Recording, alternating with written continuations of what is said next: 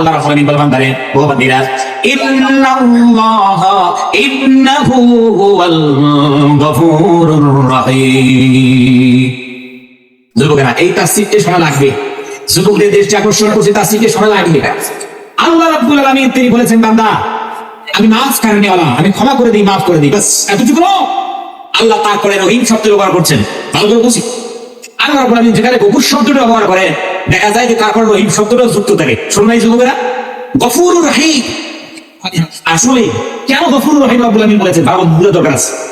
একটা ছাত্র খুব বড় দুষ্টামি করেছে শিক্ষকের সামনে, আর আসলে ওই শিক্ষকটা ওই ছাত্রকে অনেক সময় দেয়, স্নেহ করে, মায়া করে, মহব্বত করে, টাকা পয়সা দিয়ে উপকার করে, কিন্তু ওই ছাত্র শিক্ষকের সামনে চরম বেয়াদবি করে দিয়েছে।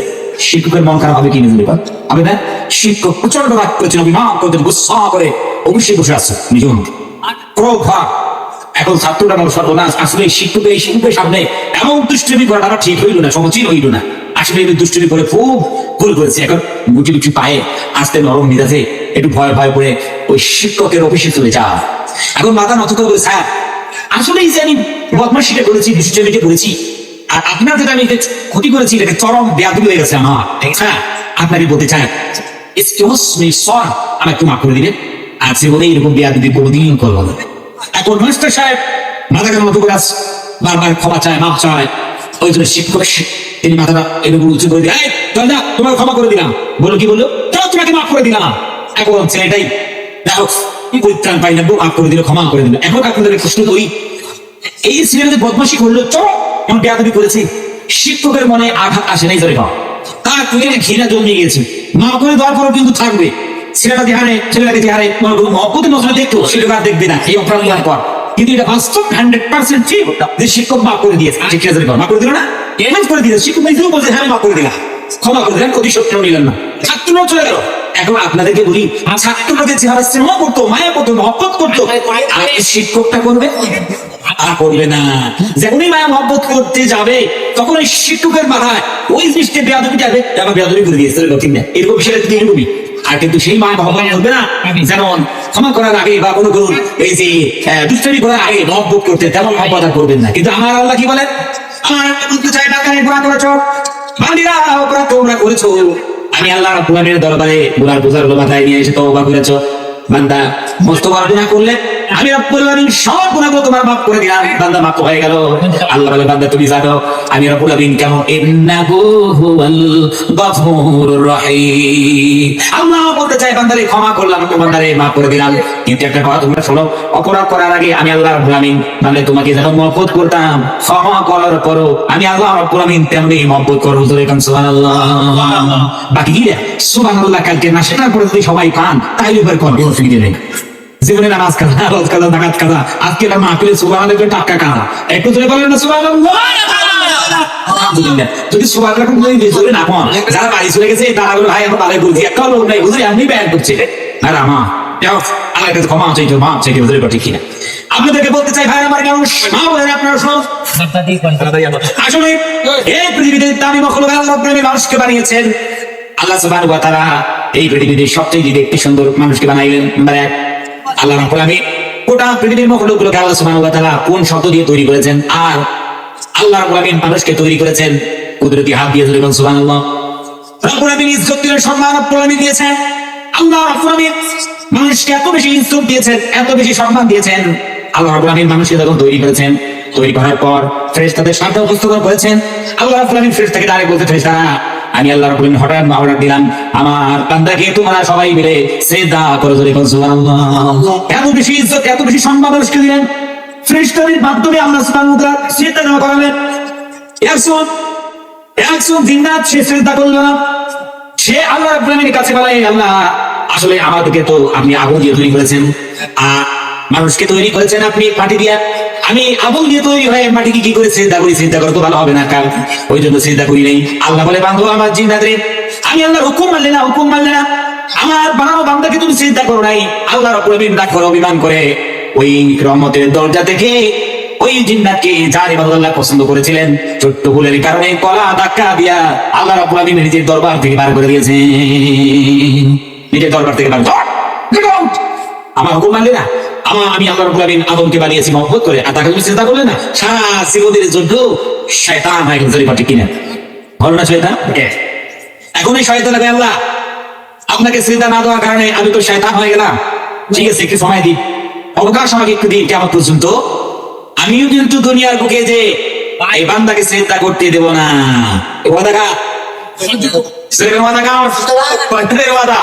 এখন ভাইরা আমার অনেকগুলো মানুষ আছে যে আমরা চিন্তা করি না দুর্ঘটনা কিনে চিন্তা করি যারা চিন্তা করে তারা আল্লাহর আদেশে চিন্তা করেন কার আদেশে আল্লাহ রাব্বুল আলামিন খুশি হয়ে যায় আর যারা চিন্তা করেন না তাহলে কার আদেশে কার মেহনতে শয়তানের এখন বলুন শয়তানের আদেশ মানলে পরে ভালো হবে না আল্লাহর আদেশ মানলে পরে ভালো হবে আল্লাহর আদেশ মানলে পরে জীবনে কামিয়াবি আসতে পারে আর আমার আসবেই ওই জন্য মা বলতে বলতেছি মা বোনেরা চিন্তা নেই চিন্তা না দিলে পরে শয়তানের অনুসরণ করা হচ্ছে শয়তান মেহনত করে দেখবেন ভাই আমার গোটা রাত্রি ঘুমাইলেন ঘুম লাগুক বা না লাগুক সকালবেলা যখন মুয়াজ্জিন সাহেব যখন আযান দিবে ঘুম তো না কেমন আসে বল সর্বদাস মরকের ঘুম এত ঘুম কখন মুয়াজ্জিন সাহেব আযান দিবে তার আগে এত ঘুম আর আমার আসলেই সেই সময় শয়তান এসে মেহনত করে ধরে কিনা এখন একটা মানুষ ঘুমাচ্ছে এখন সেই মানুষ যদি আপনি পা দেবেন হাত দেবেন মাথা দেবেন আর সুন্দর সুন্দর যদি আপনি ওর সামনে যদি গজল বলেন ভালো লাগে না ও সর্বনাশ গজলের বিষয় আর হাত দেবে পা দেবে মেসেজে চার কত ঘুম ওই শয়তান এসে আসলে পরে মেহনত করে শয়তান এসে কানের মধ্যে বলে নাম নাম ইয়া হাবিবি নাম নাম ইয়া হাবিবি আহা কত সুন্দর মধুর একখানা গান গানে শয়তান শয়তান বলে ও আমার কলিজার টুকরা দোস্ত সর্বনাশ দেখেন হাবিবি সদিকি একাছে রাফিক এইগুলো শব্দ সব বন্ধু জুড়ে ব্যবহার হয় আমার আল্লাহ সুবহানাহু ওয়া তাআলা এই শব্দগুলো দিয়েছে কিন্তু এই যে শব্দগুলো আছে এই শব্দের মধ্যে সবথেকে কাছের বন্ধু হাবিব কি বলে দেবে বা হাবিব আল্লাহ সুবহানাহু ওয়া তাআলা হাবিবকে বিশ্বনবী যারা মুহাম্মদ রাসূলুল্লাহ সাল্লাল্লাহু আলাইহি ওয়াসাল্লাম তো ঠিকই রে শয়তান দেখে বেটা কোন কায়দায় মানুষকে বুঝেছে নাম নাম ইয়া হাবিবি নাম নাম ইয়া হাবিবি ও আমার কলিজার টুকরা দোস্ত আমার কাছের বন্ধু আমার প্রাণের বন্ধু সোনার বন্ধু না ঘুমিয়ে যাও এদিকে মুয়াজ্জিনটাকে আসসালাতু খায়রুম মিনান নাওম নামাজ তো ঘুমের চাইতে অনেক উত্তম তোমরা আসো শয়তান মেহনত করে রে হাবিবি কলিজার টুকরা দোস্ত শুনতে হবে না আমার গানগুলো ঘুমিয়ে যাও ঘুমের মধ্যে অনেক ফায়দা আছে নামাজের মধ্যে এই কনকনের শীতের রাত্রে তুমি উঠবে আল্লাহ টিবালের পারে যাবে পানি যখন হাতে দিবে 36,000 ভোল্টেজ বাঁধবে তখন বুঝতে পারবে দরকার নেই বাবা পাটে দিয়ে আছি আমাদের শয়তান মেহনত করতে নামাজ হয়ে গেল কামাত হয়ে গেল জামাত শেষ হয়ে গেল আমার সব ইমামতি মুসাল্লি কিরাম এই সালাত শেষ করার পর বাড়ি চলে গেল আমার মনটাই কই এখন বোধহয় শয়তান একটা পা উঁচু করে ওই নাম হাবিবি যাকে বলেছে তার মুখে মনে পেশাব করে দিয়ে পালিয়ে যান কেন এদিকে নেল ধরে ওদিকে নেল কত নেল দিছে এই শয়তান মেহনত করেছে বলে ঠিক কি দেয় ভাইরা ওই জন্য সরকার প্রতিজ্ঞা করেছে আল্লাহ যে এমন সন্তানের জন্য যে আমাদের জন্য আমি রহমতের দরজা থেকে বাড়ালাম এদিকে কোনোদিন জান্নাতে ঢুকতে দেব না কিন্তু ভাইরা আমার শয়তান এখন আর মেহনত করে না শয়তান মনে আর মেহনত করে যে আরে পৃথিবীতে শয়তান তৈরি হয়ে গেছে এখন নিজে ঘুমাচ্ছে ওই যা শয়তান শিখে দিয়েছি আর শয়তানি করার কোনো দরকার পড়ে যা ঘুরে চলছে ঠিক কি মানুষ শয়তানের চেয়ে অধম হয়ে গেছে ঠিক না বলে তো বললেন কেন করে শয়তান শুধু একটা হুকুম মানে নাই সে আল্লাহ সুবহানাহু ওয়া তাআলা দুই কোটি জিন্নাত ছিল একটা হুকুম নাই করে আল্লাহ নাই করে গেট আউট আর সারা দিনে 5 বার আল্লাহ সুবহানাহু ওয়া তাআলা হুকুমগুলো অমান্য করতে ঠিক কি শয়তান যে বড় হলেন না ভাইরা আমার ওই জন্য আপনাদেরকে বলতে চাই যে আল্লাহ সুবহানাহু ওয়া তাআলা তিনি মহব্বত করে তৈরি করেছেন আমার ইজ্জত দিয়েছেন সম্মান দিয়েছেন বজায় রাখা দরকার আছে কিনা এই গোটা পৃথিবীতে যতগুলো মাখলুক দেখা যায় সব আল্লাহর ইবাদত করে আল্লাহ রাব্বুল আলামিন ডাক দিবেন ওয়ালিল্লাহি ইয়াসজুদু মা ফিস সামাওয়াতি ওয়া মা ফিল আরদ من دابة والملائكة وهم لا يستكبرون الله أكبر আল্লাহ বান্দারে বন জঙ্গল নদ নদীতে বান্দারে আকাশ বাতাসে যতগুলো প্রাণী দেখো এমনকি আমি আল্লাহর ফেরেশতাগুলো আমার দরবারে সিজদায় পড়ে যায় খালাকুল দর্শন শুনবে পাখিগুলো তার কুহু কুহু কলকাকলিতে নদীগুলো তার কুলো কুলো নাবে গাছের পাতাগুলো তার মরমর রবে ব্যাঙগুলো তার খ্যাঙ্গার খ্যাং থাকে আকুর তার কুকুর কু বলিতে সাগর তার ওয়াত্তল মুরম বেড়ামা উত্তাল তরঙ্গে একাগুলো চিত্তে আল্লাহ রাব্বুল আলামিনের তাসবিহ করে আল্লাহর পবিত্রতার ঘোষণা দেয় আল্লাহর বড়ত্বর ঘোষণা দেয় আল্লাহ বলে বান্দা তোমরা বুঝতে পারবে না ওয়ালাকিন লা তাফকাহুনা তাসবিহাহুম ইন্নাহু কানা হালিমান গফুরা আল্লাহ রাব্বুল আলামিন ডাক দিয়ে বলে বান্দারে আর এই সমস্ত প্রাণীগুলো আমি আল্লাহ রাব্বুল আলামিনের তাসবিহ করে তারা আমি আল্লাহ রাব্বুল আলামিনের বরত্বের ঘোষণা দেয়, কিন্তু বান্দা তোমরা বুঝতে পারবে না। বান্দা, যেহেতু তোমাদের ল্যাঙ্গুয়েজ তোমাদের ভাষা আর ওই আমার মখলুকগুলোর ভাষা এক না, বান্দা তোমার কানে এগুলো শুধু অনর্থক শব্দ বলে ধরা দিতে পারে, কিন্তু না আমি আল্লাহ রাব্বুল আলামিনের তারা তাসবিহ করে দেখুন সুবহানাল্লাহ।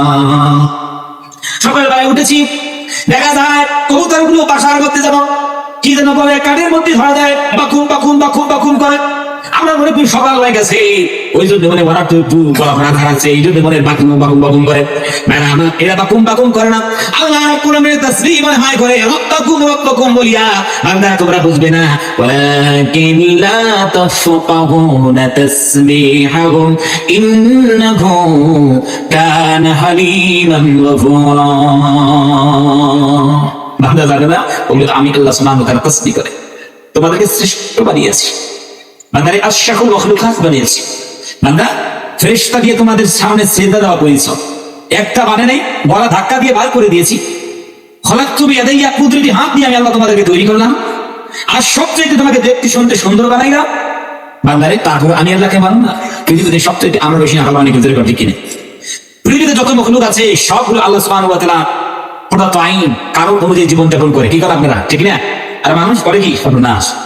ভালো করে বুঝুন, এক্সাম্পল একটা দেখে যাচ্ছেন যে একটা গরু সকালবেলা আমরা চেষ্টা করুন তো মুরগির মাংস নিয়ে এসে বেশি সুন্দর করে ভুনিয়ে আলাদা করে গরুর সামনে তুলে দেন, খাই নাকি? খাইবি?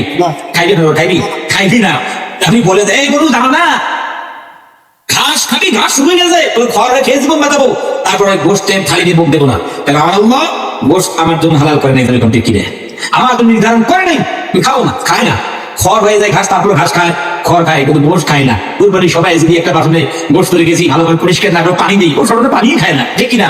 তৃষ্ণায় মরে যাবে, তারপরে মুখ দিবে না। একটা গরু সে কিন্তু বলছে যে আল্লাহ রাব্বুল আলামিন যে আমাকে আইন কানুন দিয়েছেন, সেই আইন কানুন যেমন ছিলাম যখন বেস্ট একটা টাইগার, একটা মনে করেন বনের জঙ্গলে একটা বাঘ, ওকে আবার মনে করেন ঘাস একদম সুন্দর করে ঘাস নিয়ে দেন তো খাইবে কি? খাইবে না। ও যদি মনে করেন ভুল করে যদি একটা ঘাস যদি জীবের ডগায় চলে যায়, তাহলে কি করে দিবে? রিটার্ন করে দিবে। ও গোষ্ঠ চাই, আল্লাহ ভরসা করেছে সকালে আমরা কি পাইবো? হাত চা খুবই ইতিমধ্যে ঠান্ডা করে এটা যারা এখন সকালবেলা আল্লাহর কাছে ভরসা রাখে, আল্লাহ সুবহানাহু ওয়া তাআলা বিশাল রাখে।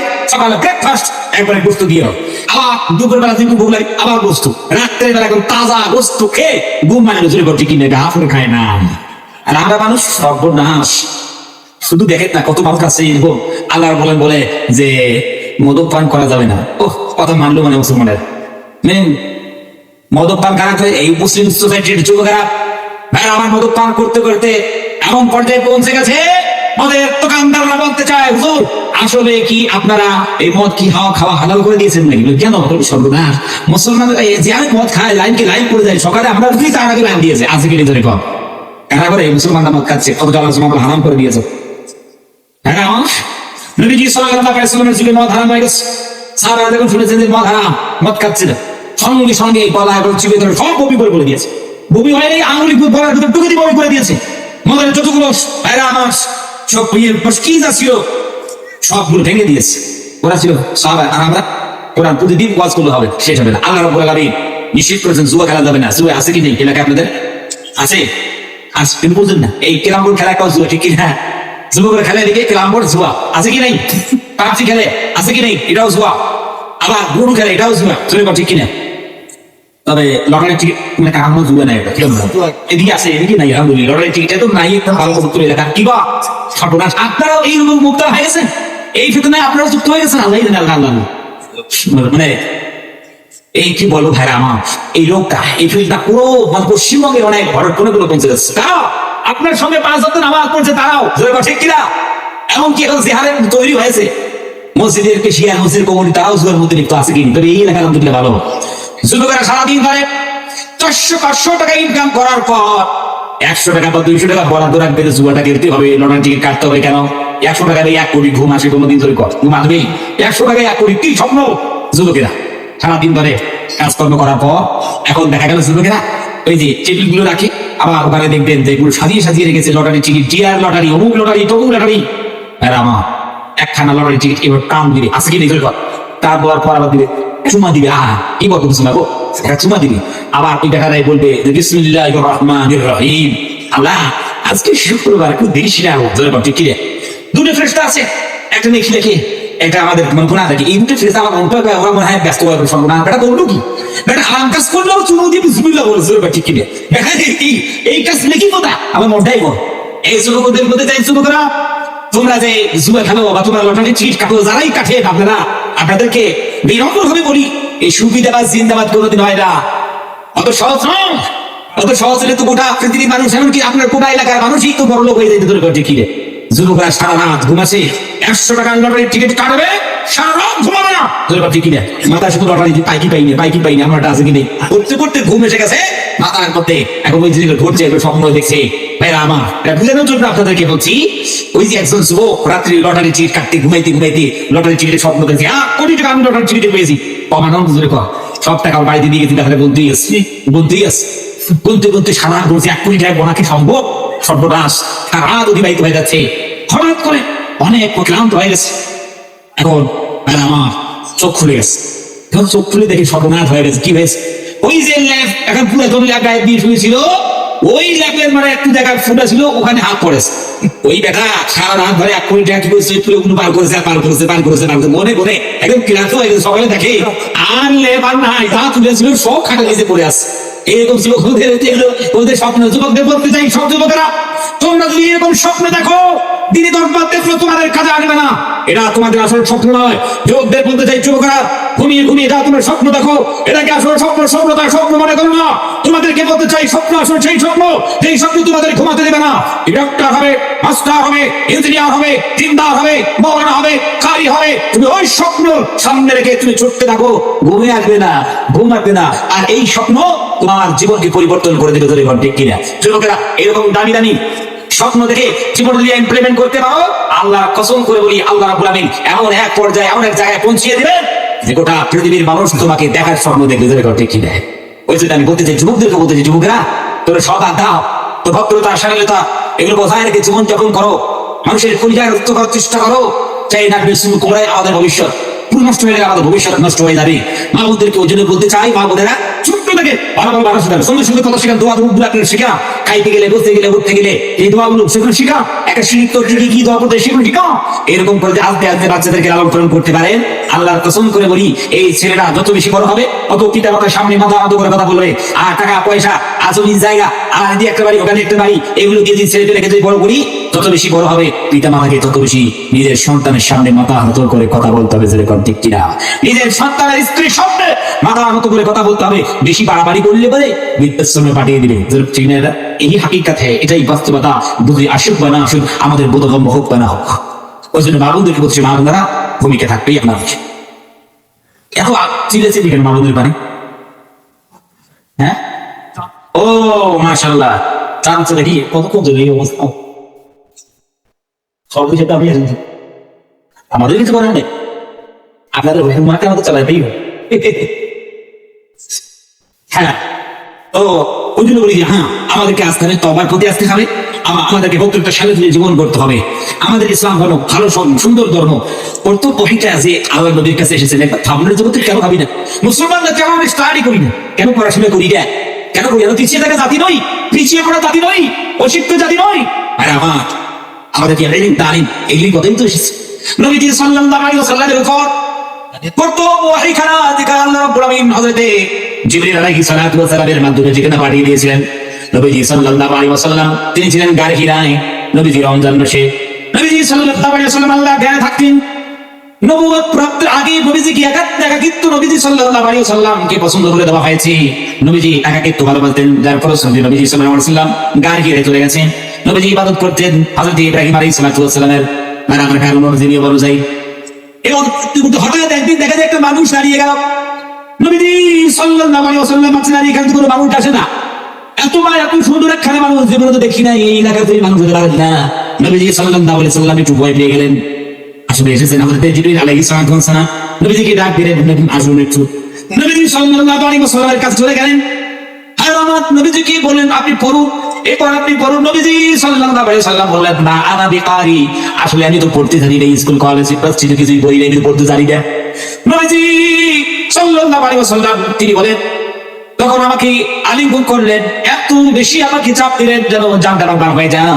আবার সে আমি বলেন, এই করা করবো। নবীজি বলেন, না আমি কারেন্ট তো করতে জানি না, করবো কি করে, আমার তো বড় শুনে ভাই। আমার জিবরিল আলাইহিস সালাতু ওয়াস সালাম নবীজি সাল্লাল্লাহু আলাইহি ওয়াসাল্লামের সঙ্গে আলিঙ্গন করলেন, চাপা দিলেন। নবীজি সাল্লাল্লাহু আলাইহি ওয়াসাল্লামের মনে হয় জান বার হয়ে যায়, আবার ছেড়ে দিলেন, পরে আমি জানি না।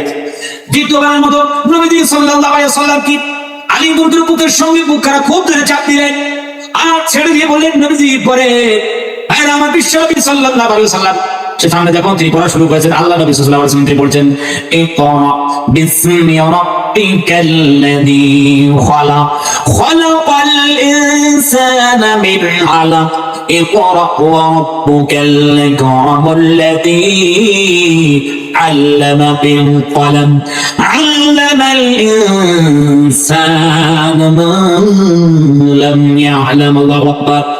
এই যে ওহী নাযিল হয়ে গেল, 5টা আয়াত পর নাযিল হয়ে গেল। আমার জগতে ভাবতে হবে, আমার আল্লাহ রাব্বুল আলামিন যে নাযিল করলেন, আল্লাহ সুবহানাহু ওয়া তাআলা সর্বপ্রথম ওহী দুনিয়ার মধ্যে পাঠাইলেন নবীজি সাল্লাল্লাহু আলাইহি ওয়াসাল্লামের উপরে। এই ওহীতে রাজনীতির কথা বললেন না, সমাজনীতির কথা বললেন না, অর্থনীতির কথা বলা হলো না, যুদ্ধের কথা বলা হলো না, সম্পদের কথা বলা হলো না। সর্বপ্রথম যেই কথাটা আল্লাহ রাব্বুল আলামিন বললেন, ইকরা পড়ুন, পড়াশোনার কথা বললেন, এডুকেশনের কথা বলেছেন, শিক্ষার কথা বলেছেন। এখন কথা হলো কেন রাজনীতির কথা, সমাজনীতির কথা, অর্থনীতির কথা কেন আল্লাহ বললেন না, যুদ্ধের কথা কেন বললেন না, সম্পদের কথা কেন বললেন না? আসলে এই জন্য বলা হয় নাই যে জায়গার মধ্যে ইলম থাকবে, তালিম ও তাআল্লুম থাকবে, যেখানে জ্ঞান থাকবে, এডুকেশন থাকবে, সেখানকার রাজনীতি হবে ভারসাম্যপূর্ণ, সমাজনীতি হবে কল্যাণপূর্ণ, আর অর্থনীতি হবে স্থিতিশীল, আর প্রত্যেকটা মানুষের জীবন হবে পবিত্র। সুবহানাল্লাহ। আল্লাহ রাব্বুল আলামিন পড়তে বলেছে, করো, তোমরা শিক্ষা লাভ করো, হাই এডুকেটেড হও। আজকে একটা কথা বলি আপনারা একটু বুঝুন, শিক্ষা আছে যেভাবেই হোক, শিক্ষার উন্নত হয়ে গেছে, তাই যেমনই আছে, কিন্তু আমার মনটাই কয় সুশিক্ষার অভাব চলছে। ঠিক কিনা? সুশিক্ষার অভাব, এই সুশিক্ষার অভাব তার ফলশ্রুতিতে আর সমাজের মধ্যে ভারসাম্যতা নাই। আছে বড়দের শ্রদ্ধা আছে, ছোটদের প্রতি স্নেহ আছে, তাহলে আমার কিছুই নেই। কিছু কারণে সুশিক্ষা নাই বলে। সুশিক্ষা এর প্রতিনিধি মানুষের মধ্যে মনুষ্যত্ব আনতে পারে একখানা কিতাব, সেই কিতাবের নাম আল কোরআন। ঠিক কিনা? মানুষ তো আছে, এর তো মানা যায়, সমাজ তো আছে, এটাও তো মানা যায়, কমিউনিটির সংখ্যা বেশি, এটাও মানা যায়, কিন্তু এখন তো মানুষের মধ্যে মনুষ্যত্ব নাই, সমাজের মধ্যে সামাজিকতা নেই, আর কাউন্টির মধ্যে কোয়ালিটি নেই। ঠিক কিনা? আর এই তিনটে জিনিসই আসে কোরআন থেকে। কোথা থেকে চলে? কোরআন থেকে। কোন পুলিশ লাগবে না, বিএসএফ লাগবে না, বিডিআর লাগবে না, কিছু দরকার নেই। যদি মানুষের ভিতর কোরআন থাকে, যদি মানুষের ভিতর আল্লাহ রাব্বুল আমিনের ভয় থাকে, তাকওয়া থাকে, তাহলে পরে নির্জনে গেলেও আল্লাহ রাব্বুল আমিনের ইবাদত করবে, আল্লাহ তাআলা করবে, মানুষের কোনোদিন না কোনো সম্পদের খেয়ানত করবে না। ঠিক কিনা? বুঝলাম করবি। ওই জন্য বলি এর নাম ইসলাম। ইসলাম দয়ার কথা বলে, ইসলাম মায়ার কথা বলে, ইসলাম স্নেহের কথা বলে, মহব্বতের কথা বলে, এডুকেশনের কথা বলে, শিক্ষার কথা বলে, আর আমার তালিম ও তাআল্লুমের কথা বলে। এই হচ্ছে নাম ইসলাম। ঠিক কিনা? আবার পরে বলেন, قل هل يستوي الذين يعلمون والذين لا يعلمون। বলো তো, যারা জানে আর যারা জানে না কখনো সমান হতে পারে? কখনো সমান হতে পারে না, কখনো সমান হতে পারে না। তাহলে এটা ইসলাম শিক্ষার কথা বললো। আজ পৃথিবীতে মুসলিম জাতি বলা হয় আর আমার পিছিয়ে পড়া যাক না, আমাদেরকে পিছিয়ে রাখা হয়েছে। ঠিক কিনা? পিছিয়ে রাখা হয়েছে। পিছিয়ে রাখতে রাখতে আমার পরিবার টুকরো এবং জেনারেশনকে হীনমন্যতার সাগরে ছড়িয়ে ফেলা হয়েছে। ঠিক কিনা? আজ পড়ালেখা করতে চায় না কেন? করে কি চাকরি বাকরি কিছুই নেই। ঠিক না?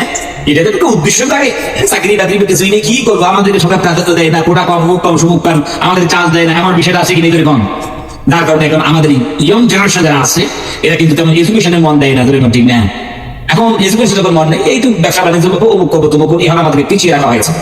আজ গোটা পৃথিবীতে কাছাকাছি সভা মানে করুন 7টা দেশ কাছাকাছি মনে করুন পুরো মুসলিম রাষ্ট্র। ঠিক না? সেখানে প্রধানমন্ত্রী কি, সেখানে রাষ্ট্রমন্ত্রী কি, আমার গৃহমন্ত্রী কি, সবাই মুসলমান, সব পাইলটে দিয়ে যায় প্রধানমন্ত্রী পার্লামেন্ট সব তো মুসলমান, তারা কি জানতে পারে না? আমাদের আলহামদুলিল্লাহ যে ট্যালেন্ট আছে তারাও পারবে, যে কোনো ডিপার্টমেন্ট সামাল দিতে পারবে, কিন্তু আমাদেরকে পিছিয়ে রাখা হয়েছে। এই পিছিয়ে রাখার কারণেই আমরা হিরণ্যতার সাগরে নিমজ্জিত হয়ে এখন পিছিয়ে যাচ্ছি, ধরে পাঠে কিনা আমার ওই জন্য বলি ধর্ম আমাদের অনেক ভালো।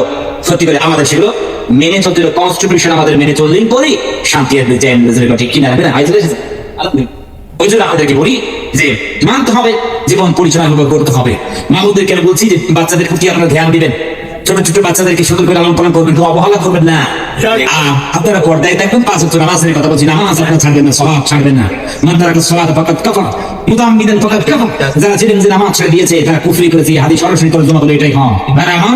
ওই জন্য আপনাদেরকে বলি যে ইসলামের মধ্যে থাকি, আমরা শিক্ষার দিকে এগিয়ে যাই, ভালোবাসা মায়া মহব্বতের একটা পরিবেশ তৈরি করি, চেন আসবে, সুকুন আসবে। সমাধান চাও যদি জীবনে মরণে, পেয়ে যাও খুঁজে নাও চোখ রাখো কোরআনে।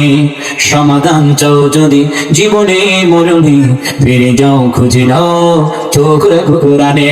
রাখো ইনশাআল্লাহ, হ্যাঁ। আর একটা শিষ্য একটা আবেদন করি, যুবকরা তোমরা যারা আছো, যারা আমরা এখন সবাই বসে আছি, যারা আমরা কি করবে 5 ওয়াক্ত নামাজ পড়েছি কিন্তু মাঝখানে শয়তানের ঢোকায় নামাজ ছেড়ে দিয়েছি, 1 নাম্বার 2 আর নামাজ পড়িও নেই, এমন মানুষের দৃষ্টি আকর্ষণ করে বলি যুবকরা যে কাল থেকে ইনশাআল্লাহ 5 ওয়াক্ত নামাজ পড়বো। হাত তুলতে পারবো কি? হাত তুলতে পারবো? যুবকদের মধ্যে দেখো ওইটা নাই, গণ হবে না, আমার পিছিয়ে লাগো না। 5 ওয়াক্ত নামাজ পড়ছিলেন, মাঝখানে ছেড়ে দিয়েছেন, আর করেন না, বা 5 ওয়াক্ত নামাজ পড়তে নেই না এমন ব্যক্তি চাই একটা হলো দেখো। এই যুবকরা তোমরা নাই একজন কাল থেকে নামাজ শুরু করবে, ধরো ওকে, ধরো সব বন্ধু ধরো, এছাড়াকে আলহামদুলিল্লাহ আত্ম শাসন করে, শাসন নয় মহব্বত, তা তো বলেছে তো, মহব্বত বন্ধু যেমন মন শাসন করে তেমন মহব্বত শাসন করে, অথবা মহব্বত করে অথবা হিকমতের সহিত তোকে নামাজের কাতারে দাঁড় করাবে। করবে তোমরা? কালকে নামাজ পড়বে? ইনশাআল্লাহ মুসা আলাইহিস সালাম, ইব্রাহিম আলাইহিস সালাম, মুসা আলাইহিস সালাম বারবার ইনশাআল্লাহ বলেছেন, ভুলে গেছেন। আর মুসা আলাইহিস সালাম একবার ইনশাআল্লাহ বলেছেন, মুসা আলাইহিস সালাম মানে ইব্রাহিম আলাইহিস সালাম ইসলামী কুরবানি করতে গিয়েছে, তোর কথা কি না বলি ইনশাআল্লাহ মুসা আলাইহিস ইব্রাহিম আলাইহিস, বুঝলি কি? বুঝলি না? যাও কালকে করবে, হাত তুলে দেখি তোমরা নামাজ পড়বে। প্রথম কাতারে বসেছো আর তোমরা যদি আফসোস করবে কি রে, ছেলে হিসেবে আর মুখটা কিন্তু ভালো আছে, তবে বুঝতে পারছি মাথায় বড় বড় টুপি দিয়েছে তো বুঝে যায় না, টুপি ফুললে বুঝে যাবে যে দুই দিকে ওলা চালানো আছে, এটা সিস্টেম আছে, ঠান্ডা দিবে তো আমরা কিন্তু বুঝতে পারবেন না। যাই হোক, আল্লাহ সুবহানাহু ওয়া তাআলা আপনাদের সবাইকে সুস্থতার সহিত নেক হায়াত দারাজ করুন। মা বোনরা আপনাদেরকে আল্লাহ সুবহানাহু ওয়া তাআলা সার্বিক ইবাদত করুন, এই বলেই আমি ইতি টানছি। আসসালামু আলাইকুম ওয়া রাহমাতুল্লাহি ওয়া বারাকাতুহু।